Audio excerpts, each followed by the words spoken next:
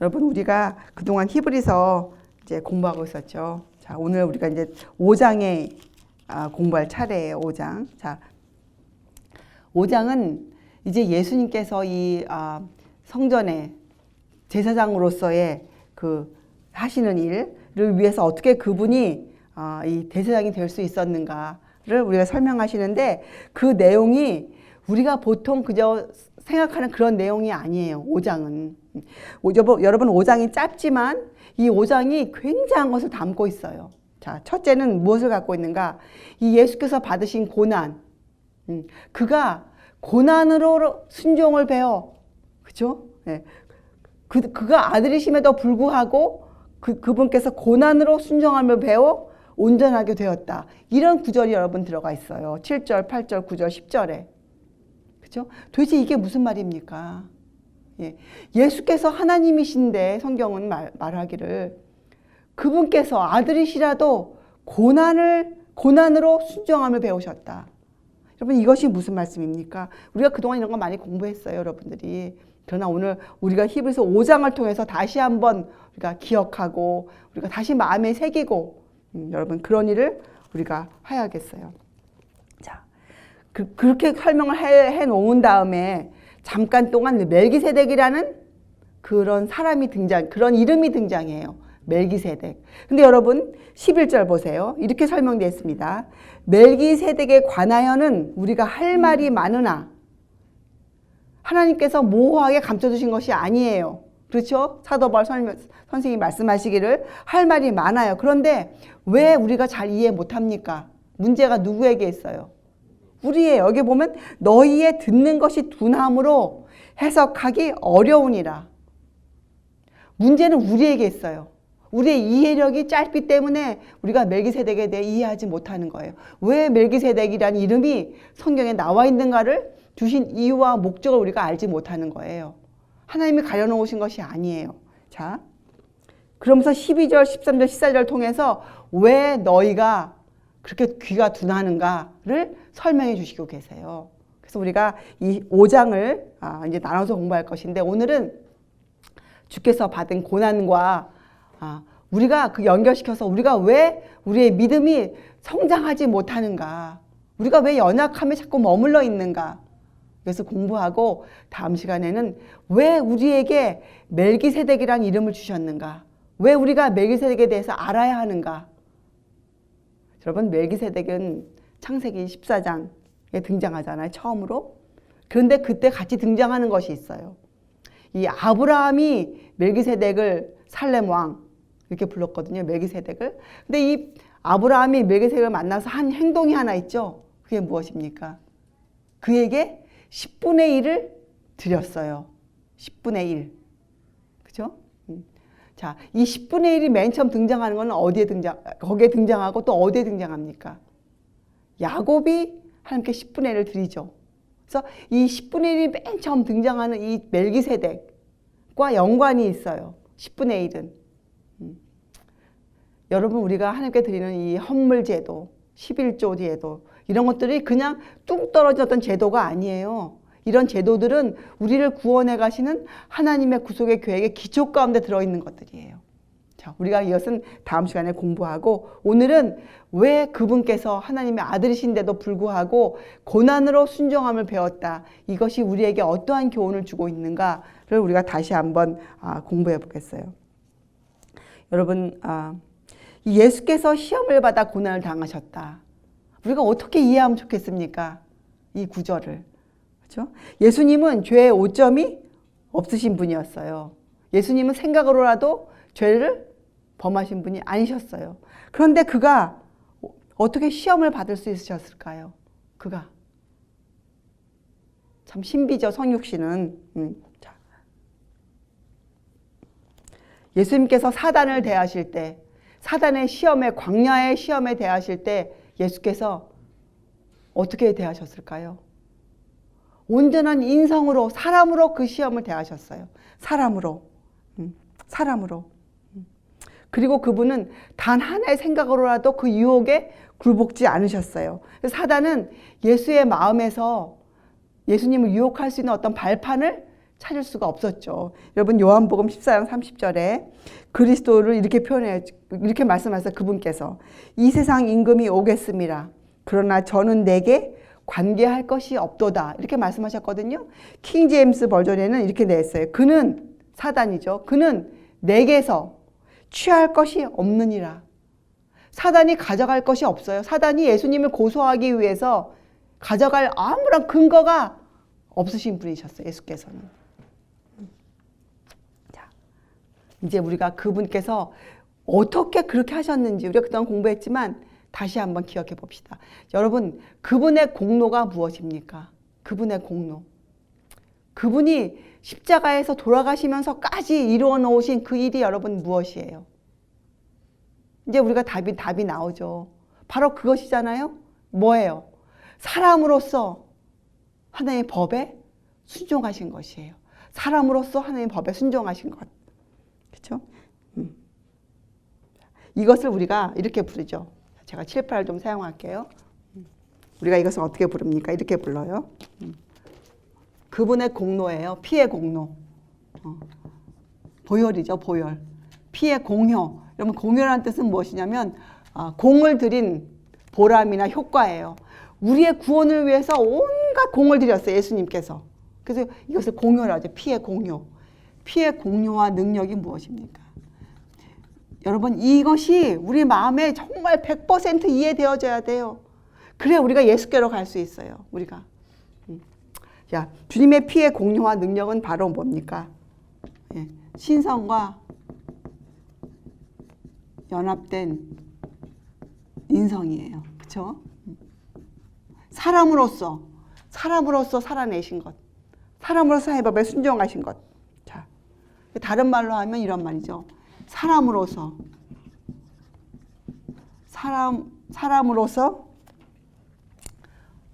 하나님의 법을 어떻게 하셨을까요? 순종하셨는데 더 쉬운 말로 순종이 무슨 뜻이에요? 순종이 여러분 그대로 사는 것이잖아요. 그렇죠? 그래서 사람으로서 하나님의 법을 생활화하셨어요.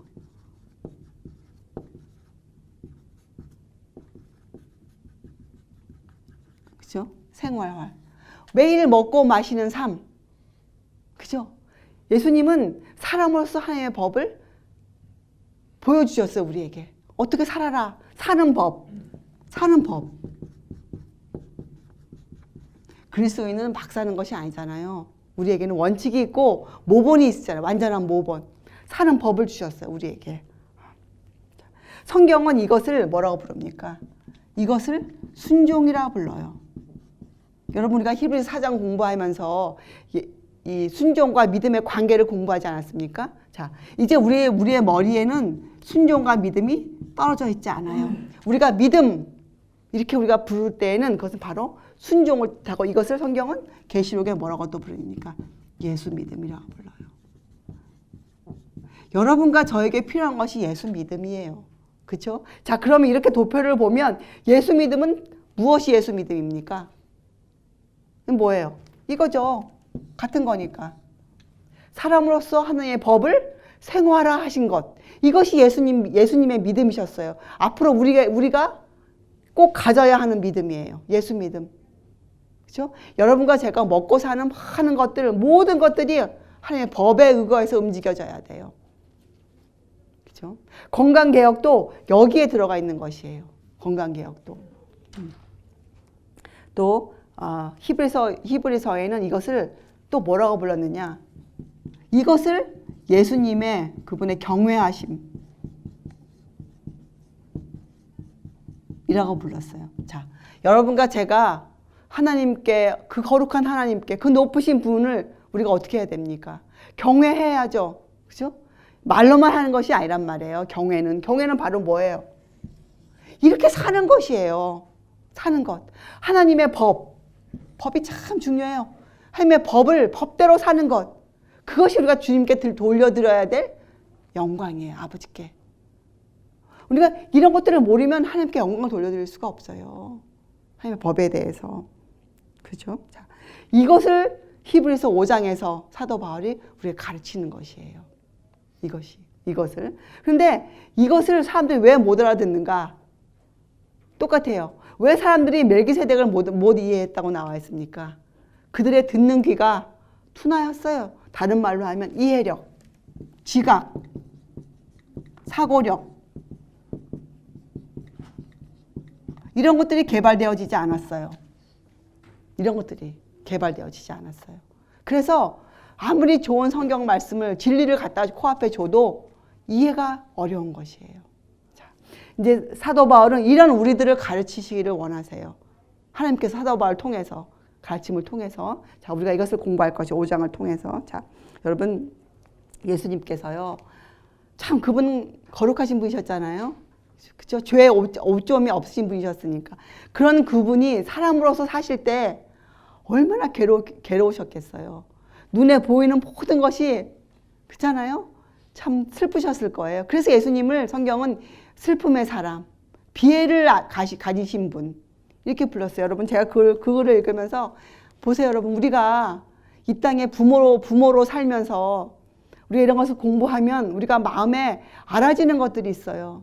아무리 내 사랑하는 자식일지라도 그 아이가 말씀대로 살지 않는다면 슬프지만 주님 오시는 그날에 영원히 헤어져야 한다. 이런 마음에 슬픔이 들어요. 근데 그것을 생각하면 마음이 너무나 슬퍼요. 너무나 슬퍼서 어찌할 줄을 모르겠어요. 마음이 아파서. 이것보다 더한 슬픔이 예수님의 슬픔이셨어요. 왜냐하면 예수님께서 그것을 너무나 잘 알고 계셨기 때문에 그 사람들을 보시면서 그들이 죄를 깨닫지 못하고 주의 말씀을 듣지 아니하고 그들이 막 살아갈 때 그들을 보면서 예수께서 너무너무 슬프셨어요. 왜요? 그들의 앞날을 예수께서 예루살렘 성에서 우셨던 거 아니에요? 예? 암탉이 새끼를 모으는 것 같이 그들을 품으시려고 했지만 그들이 그 울타리를 자꾸 벗어날 때 얼마나 슬프셨습니까? 예? 눈물을 흘리셨어요. 근데 제가 그것을 조금 이해하는 것이 자녀들을 돌아볼 때 그런 마음이 들어요. 참 마음이 슬프다. 정말 슬프다. 어찌할꼬 그런 마음이 들죠. 자, 여러분 예수님께서 이 땅을 사시면서 또 무엇을 맛보셨습니까? 우리가 지고 있는 이 죄의 짐이 얼마나 극악하다는 걸 맛보셨어요. 그것은 무슨 말입니까? 십자가에서 하나님과의 그 분리, 겟세마네에서 그분이 그 기도하실 때 얼마나 힘드셨으면 그분이 어떻게 됐습니까? 예. 그분의 땀구멍에서 핏방울이 떨어진 것처럼 땀을 흘리셨어요. 왜요? 그분이 정말 힘드셨어요. 여러분 우리 저번 안식일날 우리 자매 중에 한 분이 그렇게 기도했죠. 하나님 생각할 때 식은땀이 흐릅니다. 식은땀이. 맞아요. 예, 정말 땀이 흘러요. 예, 어찌할 줄을 모르겠어요. 예수께서 그렇게 겟세마네에서 기도하셨어요. 예수님께서. 그때 그분이 느끼신 게 뭐냐면 맛보신 것이 뭐냐면 이 어두움이었어요. 어두움. 여러분 어두움은 무엇이라고 우리가 공부했죠? 어두움? 어두움은 하나님과의 분리예요. 그렇죠? 그것이 어두움이에요. 그런데 여러분 중요한 것은 여러분과 제가 이 하나님의 법을 맞대만 했을 때 우리가 무엇을 경험해야 되는 줄 압니까? 바로 그 어두움이에요. 우리가 죄인이기 때문에 내가 그 법에 대해서 얼마나 무지한지, 내가 이 하나님의 법에 대해서 얼마나 알지 못하는지에 대해서 그 분리를 우리가 경험해 봐야 돼요. 나의 죄됨을 내가 정확히 명확하게 보고 있어야 돼요. 참, 나는 죽을 죄인이구나. 난 절대로 하나님께 갈 수 없다. 나는 나의 힘으로 내 이것을 가지고는 나는 절대로 천국 갈 수 없다. 이런 분리를 우리가 마음에 느껴야 돼요. 그래야 우리가 누구께로 갑니까?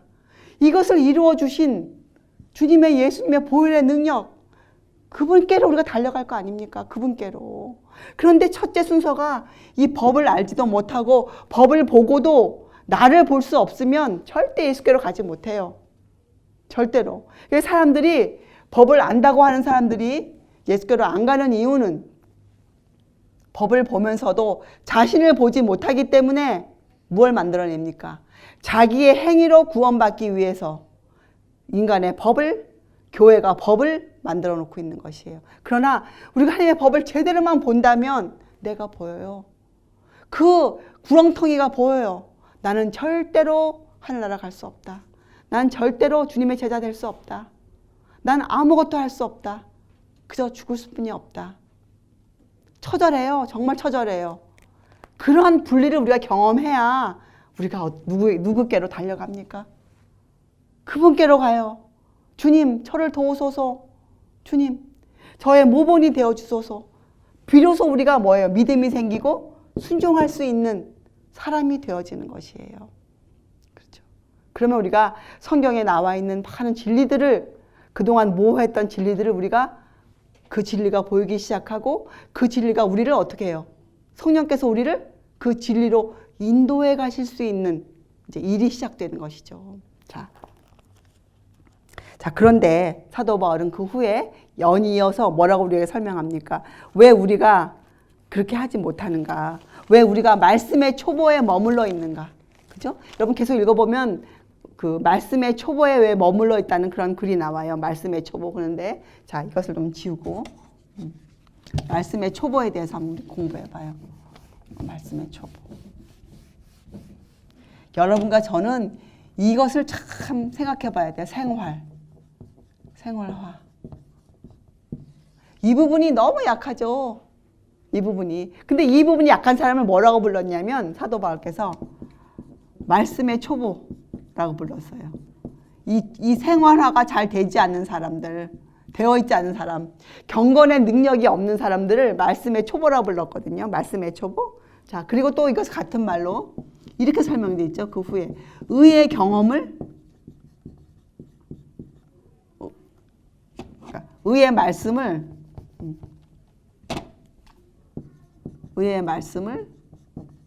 경험하지 못한 자.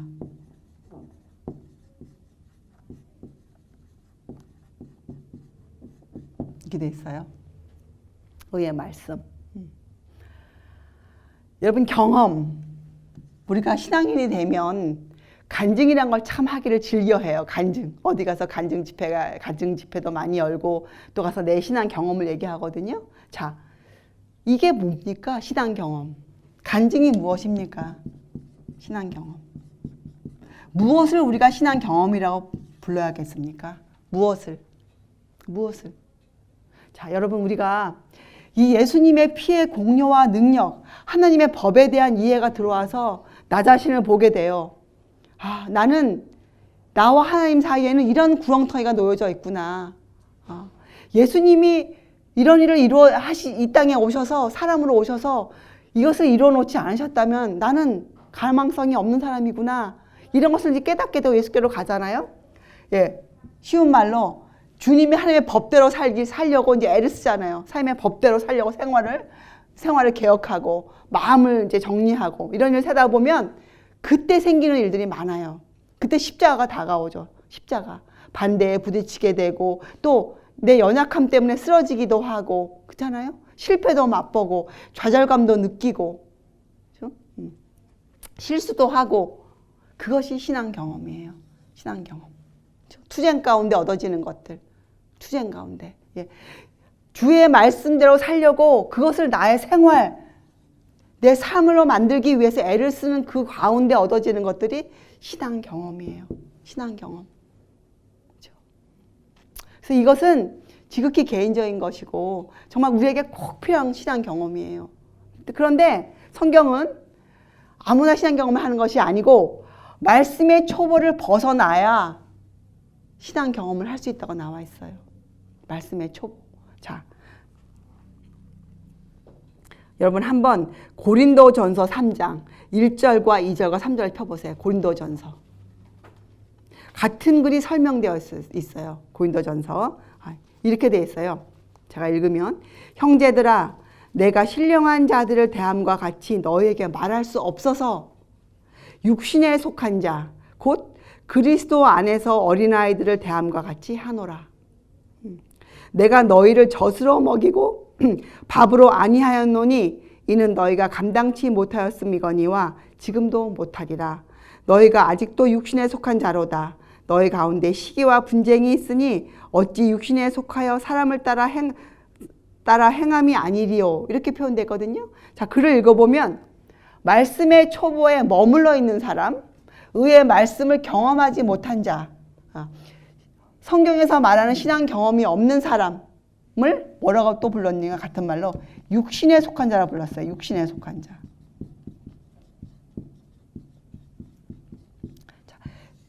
여러분, 이 육신에 속한 자라는 것은 여러분이 로마서를 공부하면 충분히 알 수 있는 거예요. 로마서 3장과 4장과 7장 이렇게 공부해보면 육신에 속한 자는 뜻을 알 수가 있어요. 육신에 속한 자. 육신에 속한 자는 로마서 설명에 따르면 마음에 하나님 두기를 싫어하는 자예요. 마음에. 그러니까 하나님을 말씀을 안 듣는 사람들이 아니에요. 말씀은 듣기는 듣되 또 야고보서에 보면 뭐라고 나옵니까? 말씀을 듣기는 듣는데 뭐 어떻게 하는 거예요? 그 듣는 말씀대로 행하지 않는 사람들. 그게 말씀의 초보에 머물러 있는 사람들이죠. 그런데 무섭게도 사도 바울은 그 사람들을 마음에 하나님 두기를 싫어하는 자들이라 표현됐어요. 마음에. 그리고 또 거듭나지 않은 마음이에요. 거듭나지 않은 마음. 이것을 사도 바울은 육신의 연약함이라 불렀어요. 연약함. 여러분, 하나님의 말씀이 우리에게 다가오면 죄가 살아납니다. 그리고 우리는 죽어요. 우리가 그것을 이해해야 돼요. 우리가 하나님의 법 앞에 가면 여러분이 십계명을 하나님의 율례와 규례와 법도를 여러분들이 보고 있으면 어떻게 돼야 돼요? 우리가 죽어야 돼요. 그리고 뭐가 살아납니까? 죄가 힘이 죄되게 보이죠. 죄가. 그런데 우리의 문제가 뭐냐면 분명히 죄인데도 우리가 그것을 죄라고 인식하지 못하는 게 우리의 죄예요. 그것을 못하기 때문에 그것을 성경이 뭐라고 표현하냐? 지각을 사용하지 못해요. 지각. 선과 악을 분별하지 못해요. 선과 악. 지각. 사고할 수 없어요. 생각할 수가 없어요. 무엇이 선이고 무엇이 악인지 분별해낼 수가 없어요. 그래서 내가 어떤 길을 걸어가야 할지도 당연히 모르죠. 당연히. 무엇이 옳은지 모르는데 어떻게 길을 택할 수 있겠습니까? 그죠? 이러한 사람들을 영적으로 연약한 자라 불렀어요. 연약한 자. 연약한 자들. 그런데 사람들이 그러죠. 난 말씀 잘 몰라요. 어려워요. 이렇게 얘기하고 어떡합니까? 더 이상 듣기를 원치 않아요. 그것이 바로 그 다음이 문제예요. 자, 하나님은 우리를 말씀의 초보에 머물러 있으라고 하신 적이 없으세요. 하나님은 우리를 어떻게 합니까? 이 말씀을 가르치셔서 어떻게 해요? 우리를 처음에는 젖을 주지만 곧 밥을 주고 단단한 음식을 주어서 우리의 그 정신세계를 깨우치시고 가르치시고 어떻게 해요? 우리를 성장시키세요. 우리를. 그렇죠? 자, 우리를 개발시키세요. 근데 그 개발을 하는 것을 누가 해야 되는 겁니까? 우리가 아무것도 안 하고 가만히 우리가 앉아 있는데 우리의 정신세계가 자동으로 개발되어지는 것이 아니잖아요. 성경에 보면 예수께서 인성을 입고 오셨다는 걸 여러분 공부할 때 사람의 몸과 정신세계를 갖고 오셨어요. 예수께서도. 예수님이 이 땅에 다 되어서 오신 것이 아니고 어떻게 오셨습니까? 어린 아기로 이 땅에 오셨어요.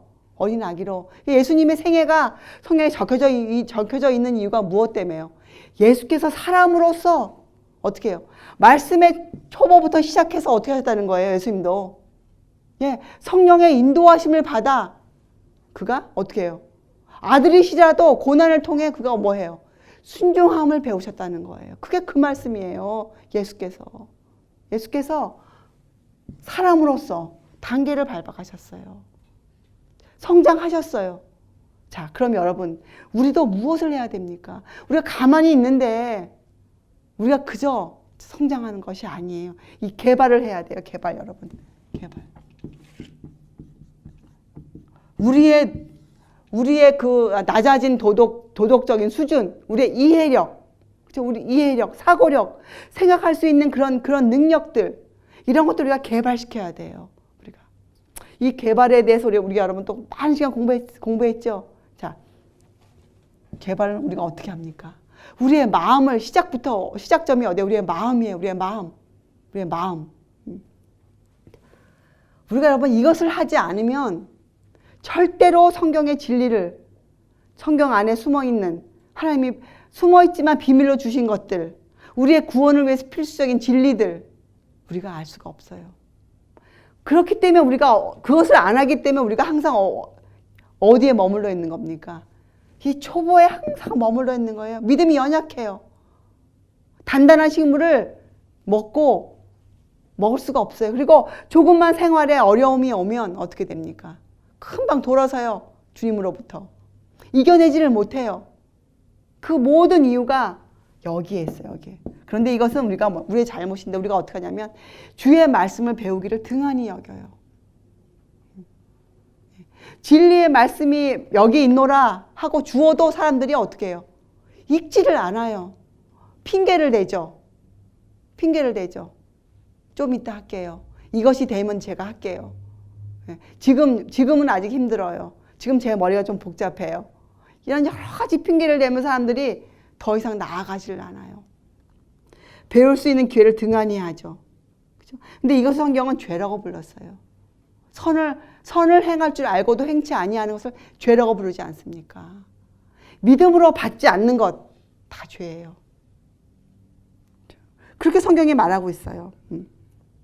여러분, 우리가 개발시켜서 우리의 몸과 마음을 개발시켜서 주님의 사람으로 성장해 가는 것, 그리스도인의 품성 건설, 우리가 그리스도인으로 된 그리스도인이 되는 것, 여기에 필수적인 진리를 마음에 간직할 수 있는 형편에 자신을 두지 마세요.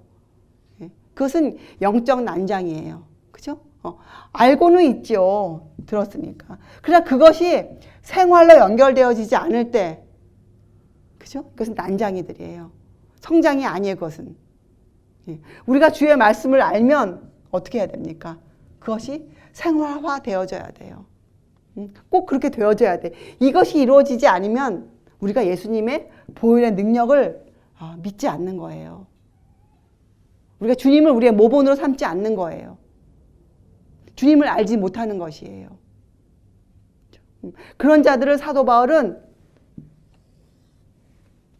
이것이 없다 그랬어요. 지각을 사용할지 모른다 그랬어요. 그래서 성과 악을 분별하지 못한다 그랬어요. 자, 그럼 반대로 신령한 자는 누굴까요? 신령한 자. 돌을 닦고 40일 금식 기도해서 환상을 보고 좀 뭔가 다른 하나님으로부터 다른 무슨 능력을 받는 사람들이 신령한 자일까요? 여러분, 신령한 자는 누구라고 사도 바울이 표현했습니까? 바로 지각을 사용할 줄 알아서 선과 악을 분별하는 사람들. 말씀의 초벌에서 성장하여 의의 말씀을 경험하는 사람들. 믿음으로 말미암아 그 의를 얻는 자들. 그런 사람들을 성경은 신령하다 불렀어요. 신령하다. 그래서 여러분, 지극히 우리가 믿는 예수님, 우리가 부르는 기독교는 생활이에요. 생활. 우리의 삶이에요. 기독교는 그저 종교가 아닙니다. 기독교는 우리의 삶이에요. 우리가 매일매일 먹고 사는 게 우리의 인생이에요. 우리의 인생. 기독교는. 그래서 이 신령하다는 단어는 무슨 우리가 생각하는 그런 우리가 잘못 개념을 갖고 있는 것이에요. 신령한 사람은 누가 신령한 사람인가? 말씀을 깨닫고 진리를 깨닫고 그 진리가 가슴을 쳐서 예수께로 피하여서 성령의 인도하심을 받아 그의 마음과 정신을 개발시킨 사람들이에요. 그래서 예전에 볼 수 없었던 것들을 보게 되죠. 그렇게 살지 않았던 것을 돌이켜서 어떻게 하나님의 방법대로 삶을 사는 것이죠. 하나님이 하여라 하면 하고 하나님이 안 된다 하면 안 하고. 아주 단순해요. 어려운 것이 아니에요. 하나님 이것을 지켜라. 그것을 지키고 하나님 이것은 금해라 하면 금하고. 그렇게 단순한 삶을 사는 것이 그리스도인이고 그런 사람들이 예수님의 제자들이에요. 제자들. 자, 여러분, 이것이 우리가 십자가를 지는 것이에요. 십자가. 그런데 이 말씀의 초보에만 머물러 있으면 절대로 십자가를 질 힘이 생기지가 않죠. 그래서 여러분, 우리 이렇게 해야 돼요. 사람은 누구나 무엇을 갖게 됩니까? 태어나면 책임을 갖게 돼요. 책임. 이 세상에 책임 없는 사람이 한 명도 없어요. 다 책임을 갖고 있어요. 여러분 세상에 아무것도 없고 가진 거 없는 홈레스라 할지라도 그가 그 인생에 대해서는 책임을 갖고 있어요. 하나님께 책임. 우리 많은 책임이 있죠. 가정을 생기게 되면 가정에 대한 책임이 있죠. 자녀를 낳게 되면 그 자녀에 대한 책임을 지게 되죠. 그렇죠? 자, 우리는 책임을 질 줄 알아야 돼요. 우리가 질 책임을 다 진 후에 그때 우리가 무엇을 경험하게 됩니까? 우리의 구원을 위해서는 그것으로 되지가 이루어지지가 않거든요. 우리의 책임으로. 우리의 구원은 자, 우리가 그렇게 책임을 진 후에 우리가 뭐예요? 인간의 힘을 초월한 능력. 인간의 힘을 초월한 능력. 신성. 인간의 힘을 초월한 그 능력이 우리와 연합되어져야 돼요. 연합되어져야 돼요. 그런데 우리가 그렇게 하기 위해서 처음 우리가 시작이 무엇이냐면 우리가 책임을 져야 돼요. 책임. 인생의 책임을 내가 져야 돼요. 그렇죠? 그래서 기독교는 이 사람이라는 것에 대해서 굉장히 중요하게 생각해요. 사람. 우리의 인생의 목적, 태어남, 이게 참 중요한 것이에요.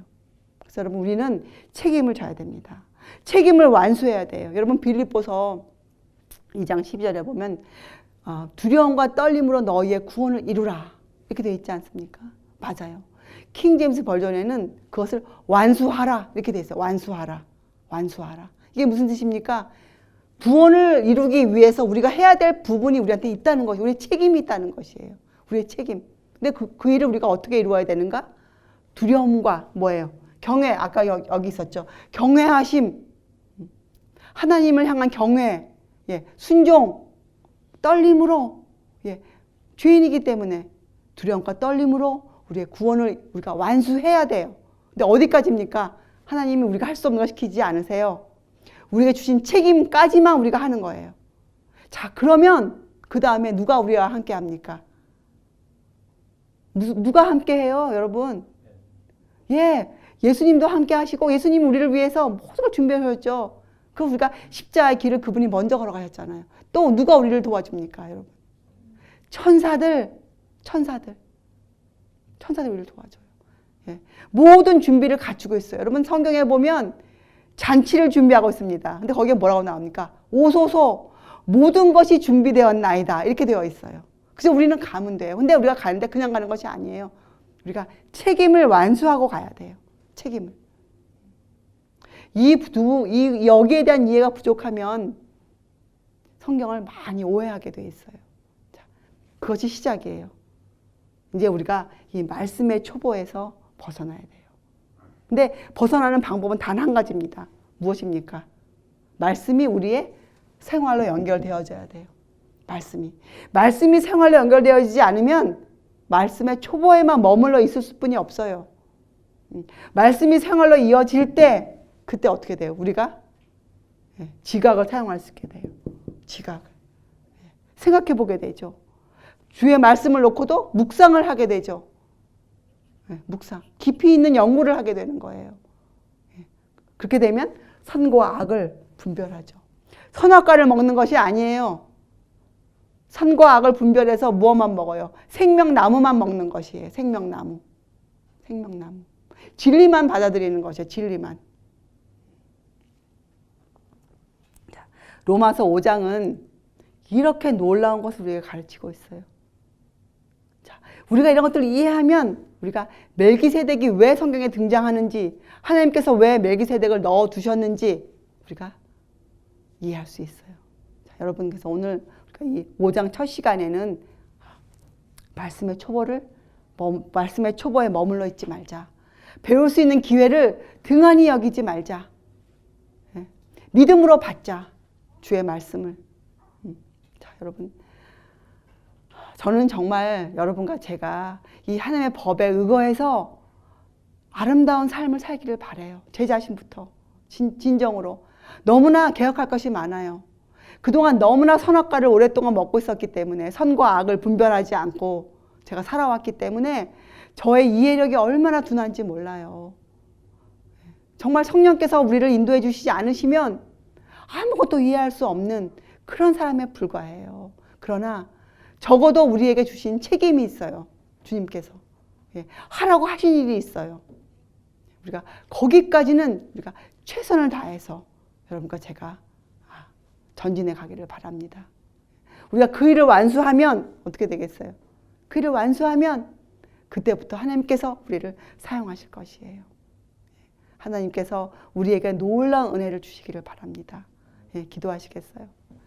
하늘에 계신 하나님 아버지, 저희가 그동안 깊은 의미도 모르고 잘 모르면서 불러왔던 많은 그런 단어들, 그런 의미를 몰랐던 그런 많은 것들이 저희에게 있었습니다. 하나님, 저희들 용서하시고 이제 저희들의 말과 행동을 통하여 나오는 모든 것들은 하나님의 법에 의거해서 저희가 그렇게 말할 수 있는 성실한 사람이 되게 하여 주시옵소서. 오늘도 저희에게 거룩한 날을 주심을 감사드리고 주의 말씀을 받는 거룩한 사람들 되게 하여 주시옵소서.